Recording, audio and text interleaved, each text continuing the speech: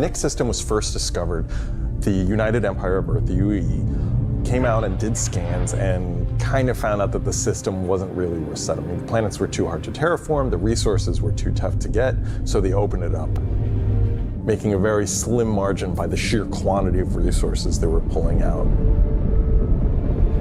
Who were a group of revolutionaries who were trying to overthrow the dictatorship of the Messer regime that was going on in the empire at the time. So they went to the Nix system and established what became known as Levski. They wanted to make it everything that the UEE wasn't at this time. They set up what they saw as their ideal society, where everyone's voices would be heard, where everyone would be equal. But on the other hand, they have more problems than ever, and there's new threats lurking around every corner. And they have to ask, are they prepared to handle that? Or do they need to turn to the UEE for help?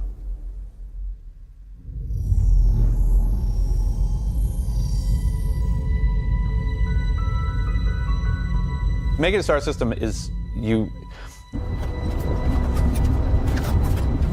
So the Nix system is a remote system where people want to go and live free outside of the...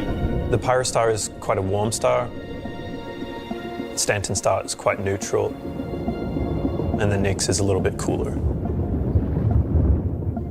And it has points of light scattered around it, and those points of light in this gas cloud is really, really hazy.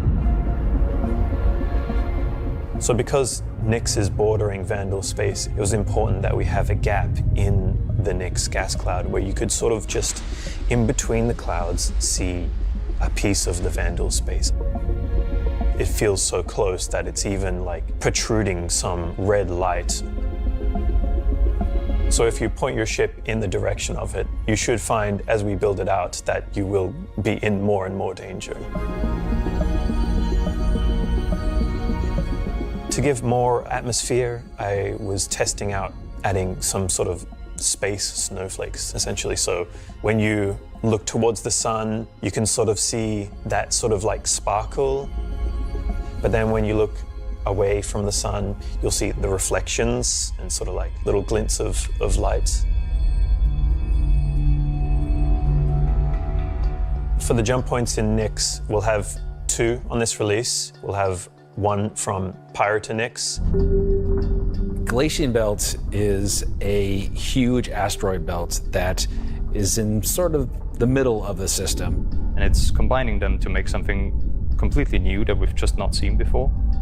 It's full of resources that are still left unharvested because it's kind of a tricky spot for mining. It's not the easiest place to go, but that means that there's still a lot of opportunity for independent miners to go out there.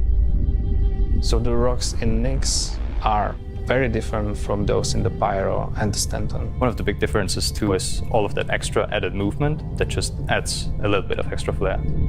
It's also a good hiding spot for people who are trying to elude capture, maybe set up ambushes, that type of stuff.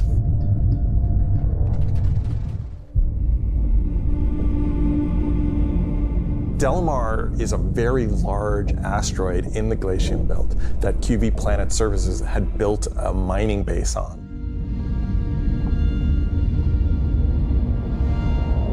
Levski is our first and biggest social outpost for Nix. It's kind of like the place where you stop before you do your panning. So it's kind of a San Francisco before you go out to the gold rush.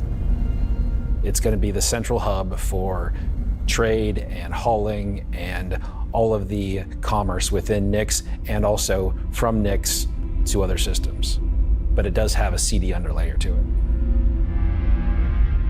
Over the years, you're sort of improving the generation method of those asteroids to culminate towards this specific point to make large, explorable location. When you fly towards the Levski, you see this huge gas ring around it. It's scattered small, mid-sized pieces of the asteroids. As you approach, you'll initially see a very dramatic borehole that goes all the way through the asteroid. You'll also see, growing out from there and alongside Levski, There will be landing pads along what I'd call the spine. Lots of industrial pipes and transport systems to bring out the refined mining materials when it was a mining station. If we took the whole shot of the asteroid, you will see that there is an area to fly underneath. We plan on bringing in hull C gameplay, so this is exterior cargo elevators, so as a team you will be able to load and unload cargo. There's a lot more movement on the exterior, such as the cargo trains going around tracks. It's now going to be fully EVA-able. There will be walkways around the main landing zone to walk on using gravity plates, but you can drift off and kind of go wherever you want. They can explore fully. But we've had Levski before, and we've updated it quite substantially. Gracing the main lobby of Levski is a large statue of Anthony Tanaka, who was a child worker. And was being worked to death, all of them were. And Anthony Tanaka just had a break and just said no, and stood up against the foremen, the supervisors, the managers, the guards, and was killed for it. And so he became a sort of a figurehead. So if you take the elevator up to the top deck, you'll see the top view and the cargo area as well. So you can go through the cargo shop. You've got your normal kind of cargo needs. You'll have ability to trade and buy your tractor beam and other gear that you need. So if you were to die in the Nix system, then one of the places you might come out from is the hospital in Levski, which is called the Mercy Hospital. So Mercy Hospital is just basically, it's a local med station for all the residents of Levski, anybody traveling through the system. Again, they're trying to provide as good medical help for people as they can. We're presented with a lobby, elevator bank, and then you will take that transit to the HAB room. So within that room will be pods. And that's where the original miners would have lived. They're not the nicest, and they're a bit messy. If you head down to the lower view deck, you'll go through into the Grand Barter, which is your main social and commercial area of Levski. And that includes things like Corderies, which is your armor shop, and also conscientious objects, which is for weapons. There's also one of my favorite places, Café Musée, which is where you can go down into some of the more rocky depths and grab yourself a drink. And if you explore a bit more around the Grand Barter, there's other routes around and little side passages. Teach a Ship Shop is basically where you would go if you were looking to pick up a used ship, buy some ship parts, fix up your old ship, find some new stuff. Another new area, as well as the cargo shop that we've added, is the refinery deck for Levski. That's where you can take your processed goods, not just from Levski, but from the rest of the Nix system, and refine and sell those goods there. As a lot of the content in the next coming releases for Nix is going to be mining related. So we're really happy to bring Levski back into the game. It's been gone for quite a few years now. I think it really provided a unique environment of it's run down, but the people who live there love it and are working their hardest to make it a great place to live. This is a location that has a lot of nostalgia for you guys, and we don't want this just to be a re-release. We do want you to go, wow. It's not going to be as complete as Pyro was when it first came out, but it's going to be our first iteration, and you're going to be able to see it grow as we work on it.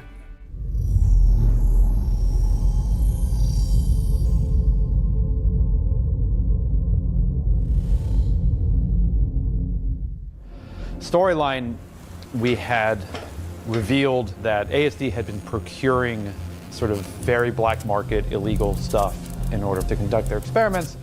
So this mission is basically going to be... So the Navy contracts with them a lot for doing various kind of military operations that they don't want to handle themselves. We didn't want players to be working directly. I guess as a player, when you can think about like, oh, where am I going to be doing missions that are capital ship battles or large fleet scale stuff or military operations, that's all going to come from Intersect Defense Solutions.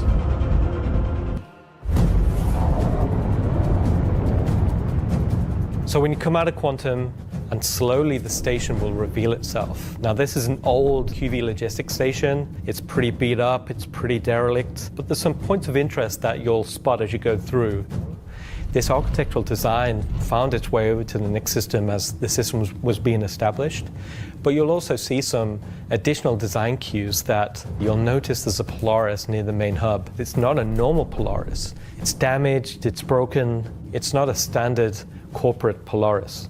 So at this point, away from the Polaris, you'll see struts leading to asteroid bases. Now these asteroid bases are locked, so you don't know exactly what's inside.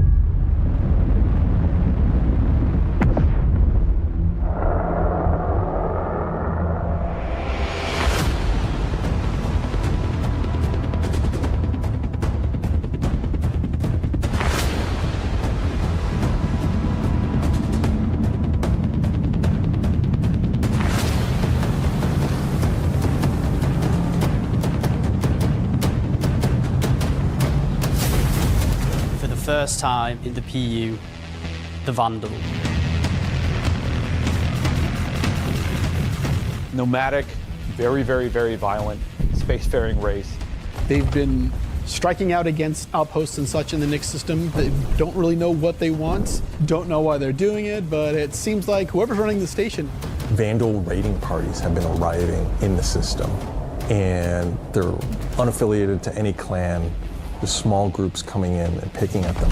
But as time goes on, Glaives and blades that we all know and hate, and a new craft for the PU, the Vandal Stinger.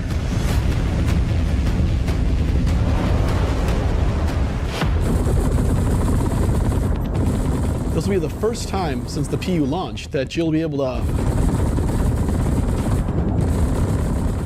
What's happening here, why these QV stations have come back online. You dock your ship, you board the station, and it turns out the inhabitants here have a real surprise for you. The player will be immediately ambushed. Of course, it's not going to be easy, because the people that are inhabiting the station are going to fight you every step of the way. The fight will be challenging, but this definitely will be the warm-up.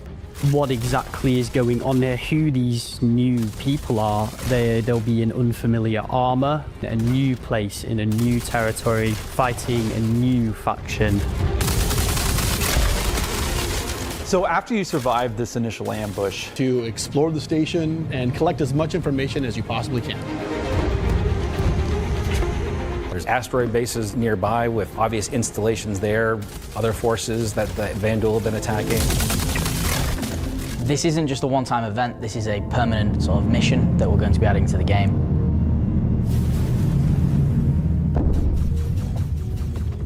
I think a heck of a lot of fun. And I'll be right back in just a few minutes to look ahead at some of the things coming in 2026.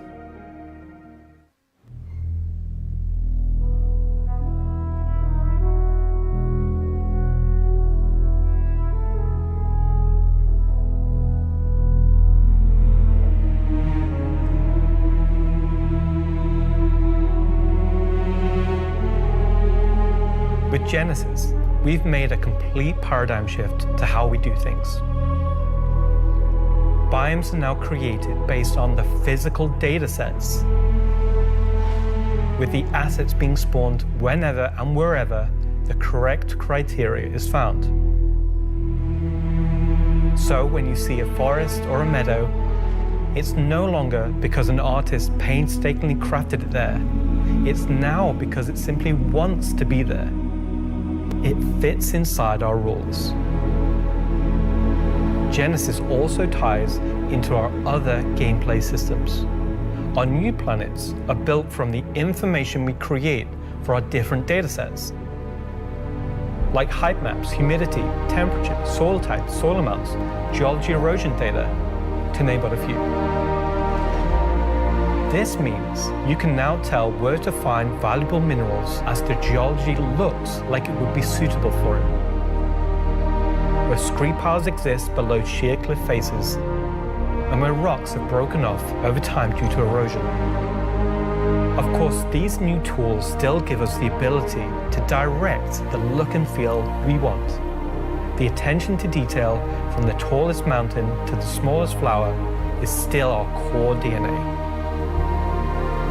With Genesis, we can now keep that detail-orientated mindset as we focus on the quality, and it provides the quantity. Now I'm going to hand you over to Will to go deeper into what we have built that allows Genesis to realize our vision. As a reminder, some of the visuals you'll see will evolve and change as we continue our technological development and hone in on the final look for Nyx.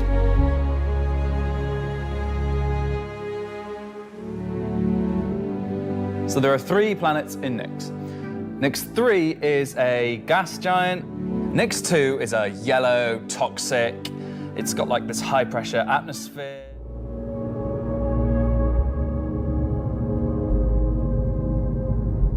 Nyx 1 has got a diverse set of biomes, from weathered rocky mountain ranges to vast sweeping forests and grasslands, and from damp expansive wetlands to claustrophobic festering swamps. These core biome concepts give us a fantastic platform to hone our technology. So, let's approach this planet in much the same way that you, the player, will, from orbit. That's because the orbit was designed to look like vegetation that we'd place on the surface, and the ground coloring was trying to be a mix of soil, rock, and the organic compound coloring that forms the kind of colors there. Now we author much more of the data in a unified way.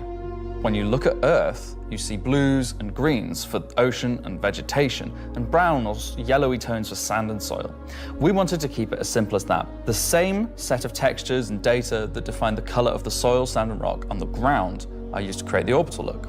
We then assess the presence of vegetation and competition between different species on each part of the planet.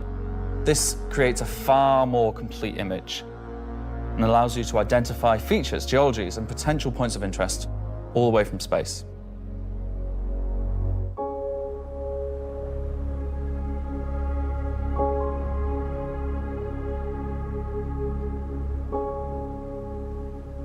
When we approached the surface of the planet, we wanted to start by focusing on just the soil and rock. One of the things that was missing from our terrain previously was simply feature complexity. That layer is called the medium tiles. These are intelligently placed on top of the existing 4-kilometer terrain tiles based on slope, soil type, and other erosion data.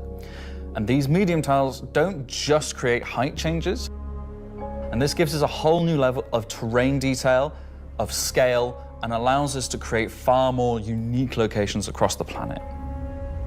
So now that we've nailed the surface, let's have a look at adding some rocks. We've now got 2 major contributors to the rock content of our planets. Firstly, long-desired feature, cliffs. We are adding large-scale, very detailed to all our cliffs based on the geology at a given location. This adds an exciting new dimension to steep slopes that we simply couldn't get before.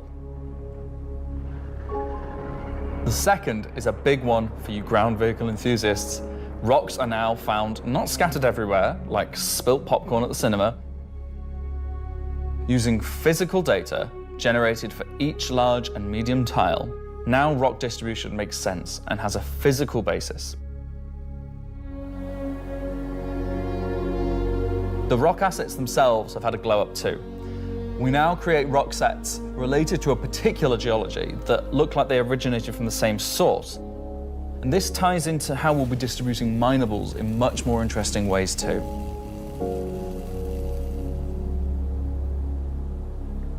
So now that our base terrain and rock scattering looks good, let's add some vegetation and explore some additional biomes.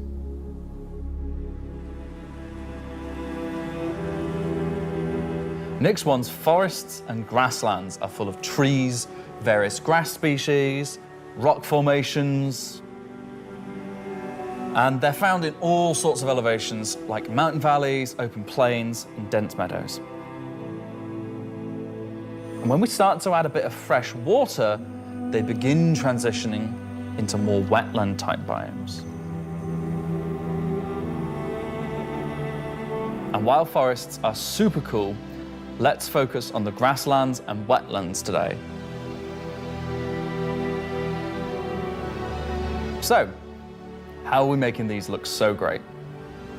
Obviously, we've had grass before, but never meadows of it. Because until now, we haven't been able to spawn grass in large enough quantities or effectively represented at distance. So we're stepping up our game in terms of spawning, shaping, and shading grass, whether it be dense meadows or more complex collections of ground cover like you can see in these wetlands. Now we can finally cover complex terrain shapes with grass and ground cover assets, and as a result they are now gravity aligned, meaning each blade is oriented as you'd expect and not sticking out like before.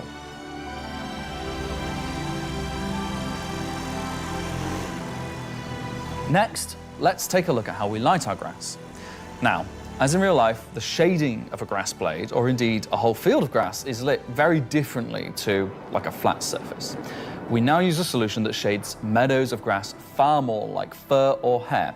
And this, if you think about it, makes sense. At a distance, a field of grass is far more like a carpet or cloth than a flat surface. This improves how our grass looks from a near perspective, as well as bringing us nicely into how we're solving the distant representation of grass. One of our biggest achievements with Genesis is allowing us to build beautiful biomes out of flora and geology assets like a building set. Because we don't hide planetary transitions and allow you to view complex regions from very large distances, virtual terrain, or VT for short, is how we now cache and represent our terrain at varying scales. This has been the enabler for all of the lovely advances in terrain complexity and asset spawning we've shown so far. And it's also how we now evaluate and represent vegetation from a distance. Some more dramatic rockscapes, those muggy wetlands, or even our festering swamps. So yeah, we didn't forget about the swamps, and they're coming to Nyx 1 as well. Built using the lessons learned and all the technologies we've developed, these swamps now spring into existence from the planetary data. This biome combines all of the elements from the other biomes we've shown you today, from water interaction, denser spawning, unique ground coverage, and I think it creates something really unique.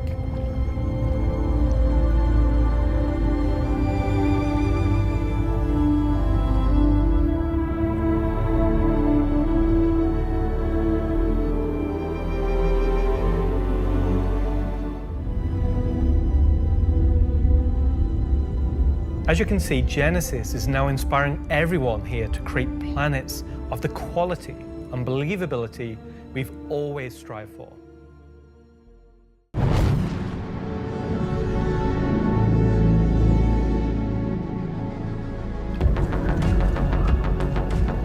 These are exactly what they say on the tin. So there'll be high volumes of cargo that kind of fulfill the purpose for the Hull C and the other series of Hull ships. And there'll be a few sort of more direct routes. So you might pick up some and go through the jump point to Stanton and drop it off there at one of the LEOs. So if you've never sort of experienced the jump point or going through it, these missions will require you to. They're no way limited. You can do them in any sort of ship you want, any size of ship. I'll be doing them in my Drake cutter myself, between Stanton and Nyx.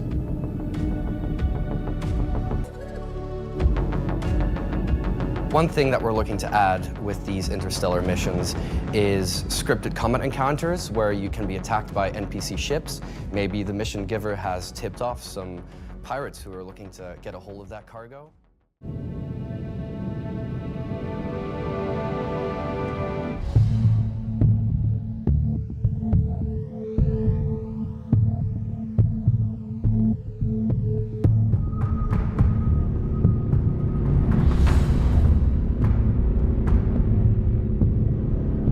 these were originally industrial facilities breaking apart large asteroids and mining them down. But since they've been mothballed and been left abandoned. So you're going to have to find your way inside and thinking about how do we bring this facility back to life. One of the main features is the laser head, which will require certain things to get working. It's up to you and your friends to find how to get in. There'll be a variety of options. Whether you're discovering the bowels of the station and mining your way through long-forgotten tunnels, or you're going through the main laser entrance. Now, as you're traversing through the facility, you'll find the old engine room. Now, there may be ways to bring the facility back to life, kickstart the engines, and bring power to different parts of the facility. The secondary gameplay loop is FPS combat. You're not there by yourself.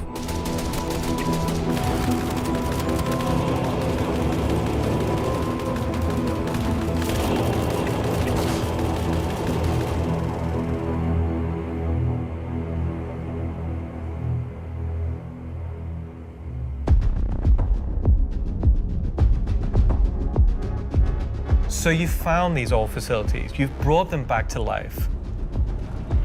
You've systematically brought power to various functions of the facility. You've activated the laser. You've fired the laser. You've broken apart the rock. And then you'll be able to fly your ship inside and see what's there.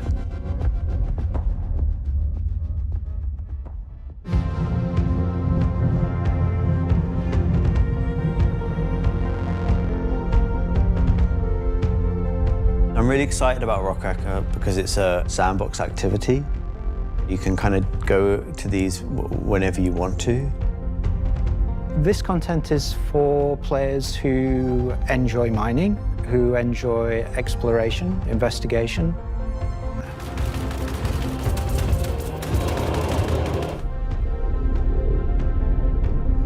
It's for people who want a lot of minerals. When crafting comes in, when all the other mechanics and features that we want in the game for 1.0 come in.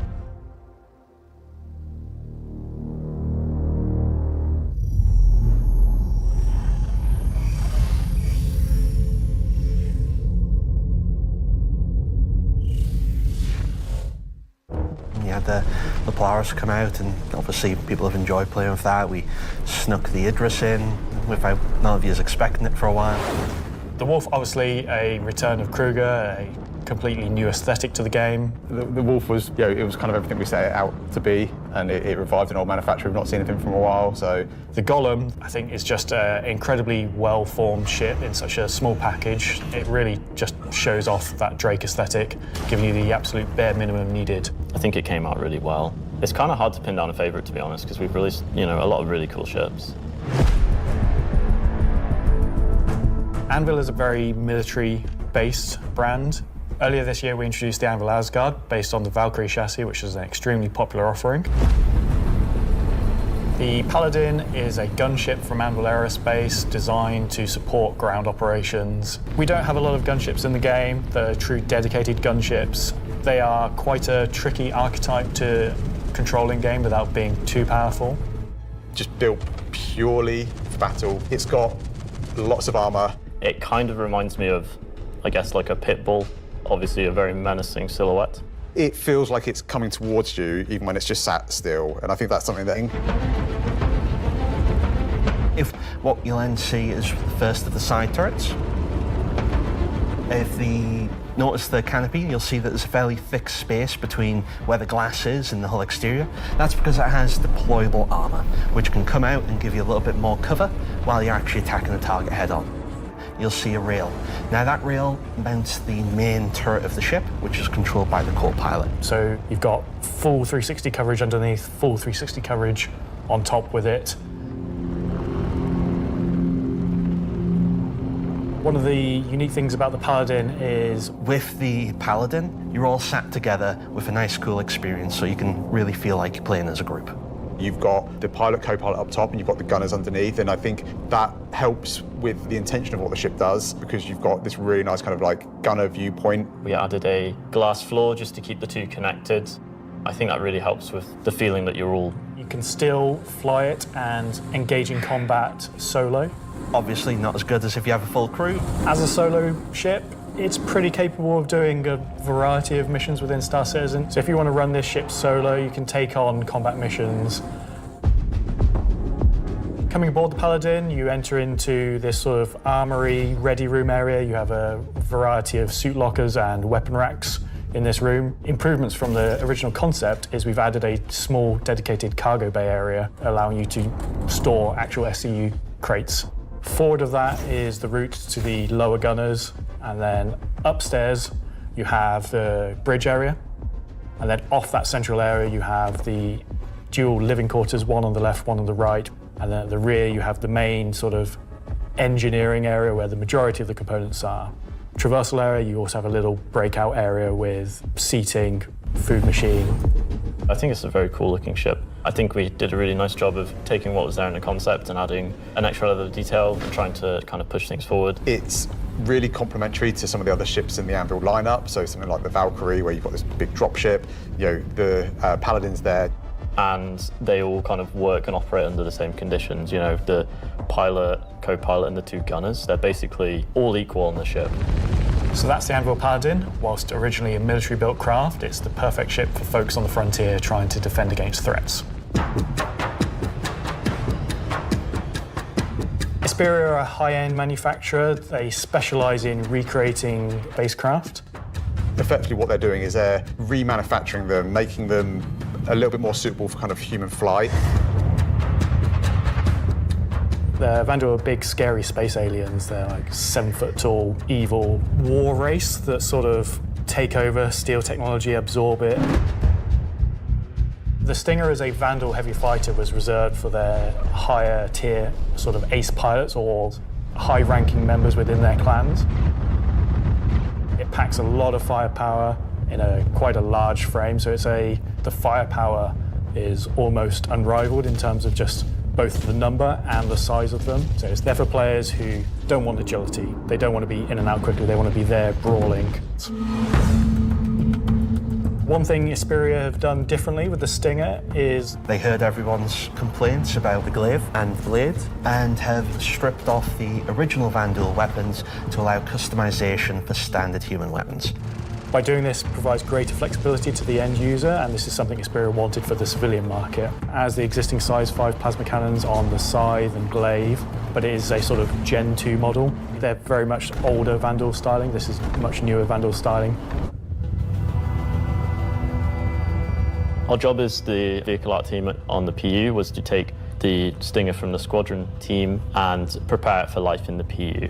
Hard surface, kind of rare alloyed kind of wings, and then underneath this real kind of organic structure that kind of webs all of the ship together. It connects the thrusters in, it connects all the kind of underside of the vehicle and pulls the whole ship together. You can tell it's very different from the Vanduul ships that are currently in the PU. That gives the cockpit quite a unique shape compared to some of our other ships, and also gives the pilot a unique position within the ship and kind of gives great visibility out the front. You're going through a ramp at the rear, and at least you're kind of straight up into the belly of the ship. Organic detail, rib cages, kind of strange alien forms. On entry of the cockpit, the seat kind of comes down towards you. You're basically riding into the cockpit. It feels very much like you're being carried. Prone flying pose that Vanduul pilots use. I'm very happy with the Stinger. I think the team done a really good job of making something that feels different. It feels alien. From the original Stinger and Vanduul ships in Squadron. We've tried to take a lot of inspiration from movies and other science fiction material.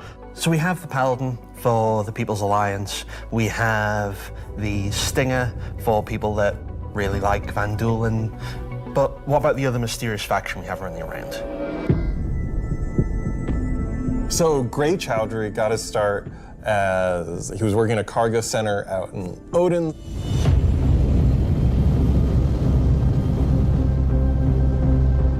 So the Shiv, well, aeronautics and ship assembly is given free rein to do whatever they want.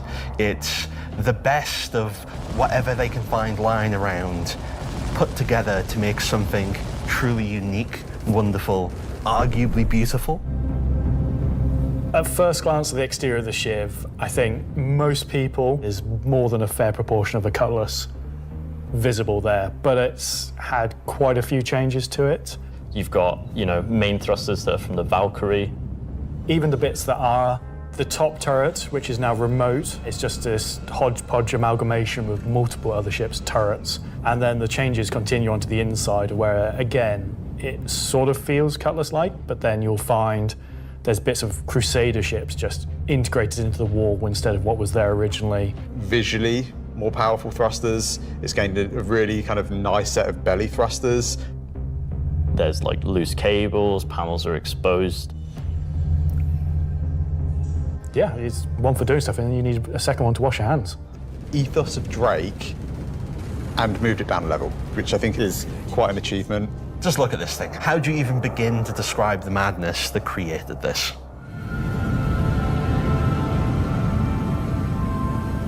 This is something new and different for Star Citizen. I think the Shiv is for someone that is looking for something a bit different, a bit away from the norm. Definitely for people who like a rustic aesthetic. It's a fun ship, but it's also really strong, to be honest.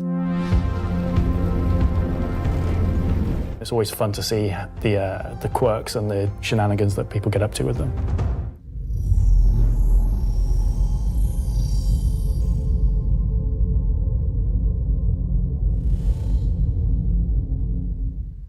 Rocket launcher, the LMG, and Space AK. I think this is the one that, it's a fun rifle that basically fires energy and ballistic. So your first shot will be your ballistic, your second shot will be the energy.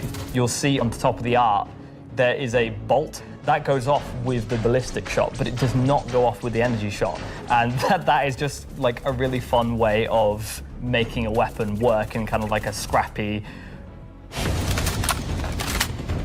The LMG, this thing is a really fun.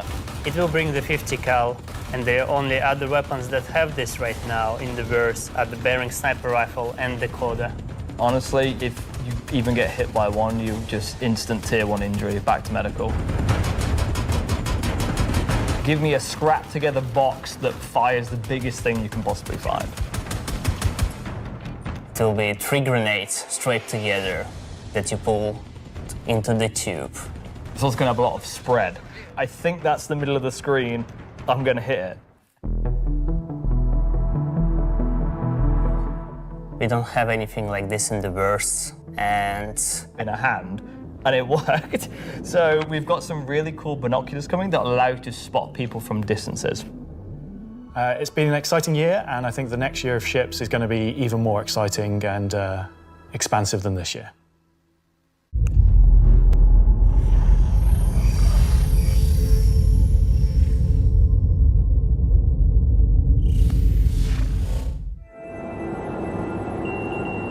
First version of crafting is going to be quite small in scale. The first version is going to be primarily FPS items that you can craft, weapons and armor.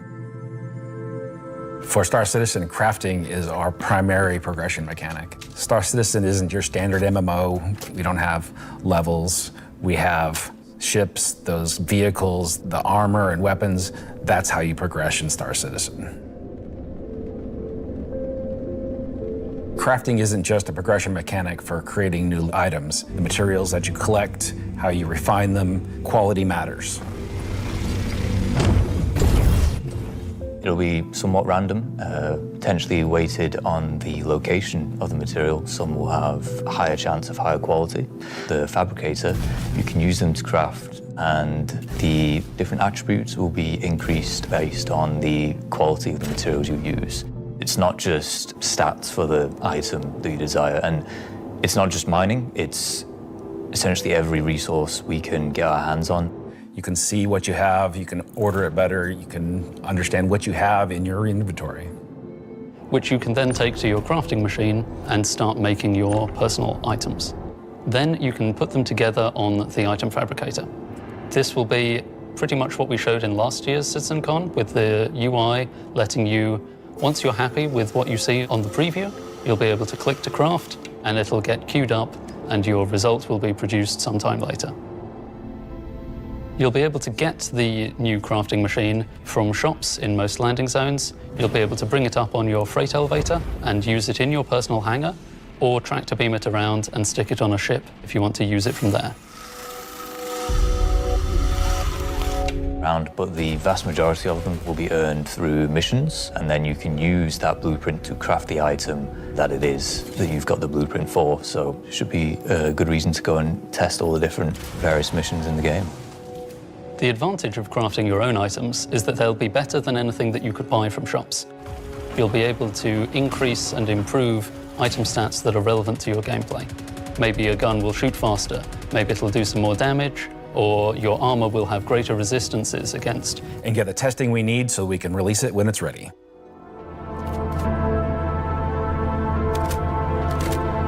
So that's one way. We're bringing instancing to Star Citizen in 2026. So if you've played any content in 2025 in Star Citizen, you know that most of these areas were in actual PvP zones where other players could interfere. But like most MMOs, a good balance between a dangerous overworld and a protected instances is needed. Right now, we don't have this ability, and this is something we really need in order to give you a sense of progression that is to a tunable amount of groups, so the difficulty matches the group size. There's a beginning and an end. It doesn't mean that that doesn't fit, meaning getting to the instance is dangerous, exiting the instance is dangerous. But at least when you're playing the content, we can actually make something that's curated for one experience. Instancing is really an evolution over static to dynamic meshing. We want your instances to be as seamless as your instance hangars. You exit the elevator, you're inside the instance. A gateway opens, you cross that gateway, you're now into your instances. Could be also a quantum jump into an instance that you don't even see. The transition is just like a dynamic mesh transition. And so throughout the universe, we will be able to add these areas that are open or closed instances. Siege of Orison was an event we did previously, which created a gameplay scenario where the player had to run through and progress through contested islands of Orison and modify it and make it better for you in a small group to work through that activity. Taken over sort of a cluster of floating platforms in Orison. Lieutenants of this terrorist organization and take back control. So in our current thinking, Siege of Orison is designed for about 15 to 20 people fighting. We'll go in, you'll all have sort of dedicated roles. Some of you might be the tank who brings in the heavy weapons and sort of pulls the fire. Some of you might sit at the back and be the sniper and pick people off who are a bit further to make the advance easier. Some of you will be the medic whose sole job is going to be revive and look after the rest of your team and the health of them. And some of you will be the people who push for the objectives to try and get sort of most of the mission done. The event was designed for about 15 to 30 people, but when we released it, and with that we also upped the player count to 100, so when it first debuted, it was already too full for what it was designed for. A fantastic addition back into the PU. So imagine if Siege was a instance that you could go in and play solo, or if it was a public event that you could go with your friends, or you could join up with random players on the server. I'm excited to say the least to bring back Siege of Orison to Star Citizen and to sort of have it be one of the first tests that we have for instancing and really get it back to sort of a core experience point where it should be.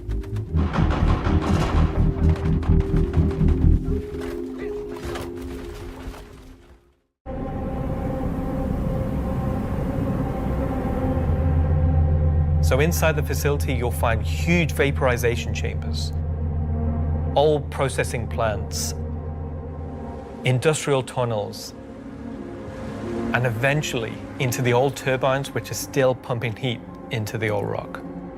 So this is the true history of Levski. This is a place where you won't see in Lorville, you won't see in I-18 or the other landing zone. It's the pure basis of Levski.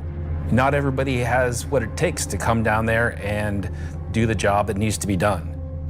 all of your sewage systems have stopped working, everything's going to quite literally. And so the player is tasked with their group, most likely, to go into there, take out the outlaws and get the facility working again.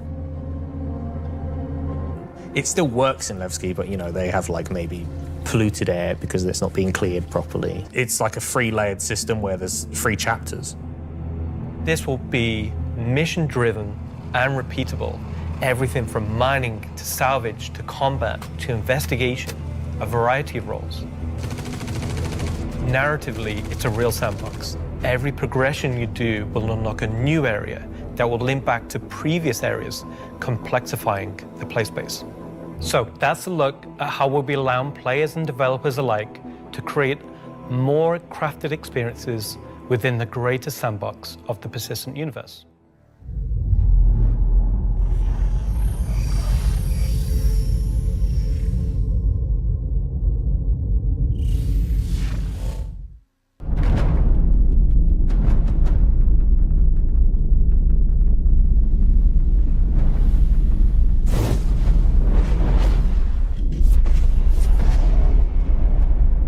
When you arrive, you will have this big asteroid, kind of broken asteroid, and on this you will have this space where you will find 3 big arms.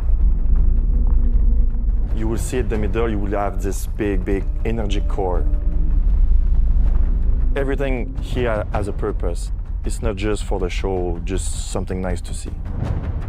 You'll see a People's Alliance-owned Idris that's just on the outside, and it's going to be getting harassed by this unknown faction that you have met before. So your first objective here is to clear out the ships.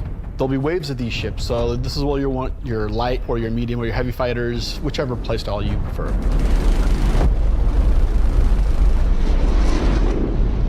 So while one part of your group is dealing with the fighters, now it's time to shoot.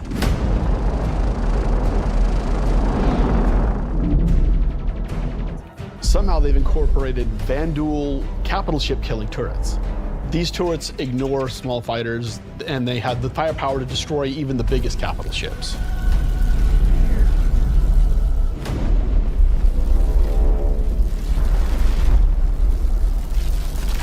You have to send out your best pilots to navigate the superstructure and take down anything that may damage your bigger ships. So at this point, you're thinking, destroy the turrets.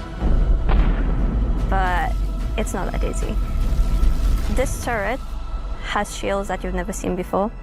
It won't take any kind of damage. So the exterior has a number of power relays that are holding the doors closed so that you can't get in. So ships with explosive or ballistic ordnance will be needed here. That's torpedo ships like your Retaliator or Gladiator, or even another fighter with ballistics loadout. That's going to take you a while.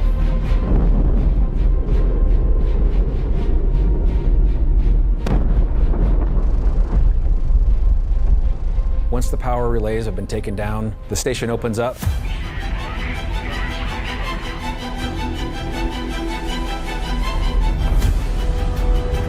So as you enter the structure, there's 3 arms to the station that have these trenches. You'll fly into one, and then there'll be a core in the center, and then you'll move out another trench. At this point, the core is still protected, so these are essentially strafing runs. There are objects to avoid. You're going to have to be able to dodge. You're going to have to move quickly. You need an agile ship. Because the shield generator that you're targeting is emitting lots of distortion damage. So once the cooling units are out, that exposes the core to overheat, which means that you can attack it from the inside and also from exhaust ports on the outside of the station. This core is armored and just takes a whole lot of damage.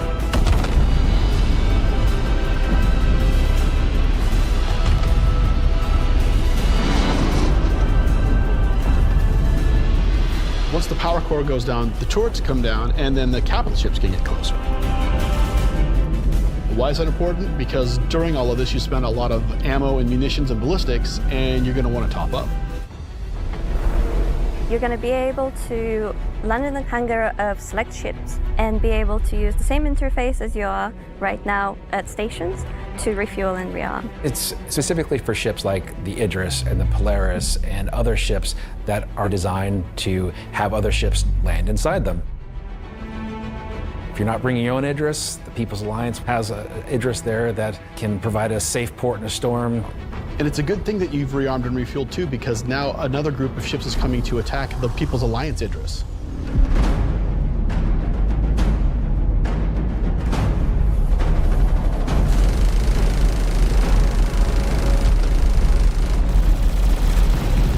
So while the fighters are protecting the Idris, what's happening at the station? Well, that's where the dropships come in. Now you've got to take a fire team in. You've got to land, you've got to fight through an onslaught of FPS enemies that belong to this unknown faction, and you've got to open a hangar door which will allow you to release captives from the station.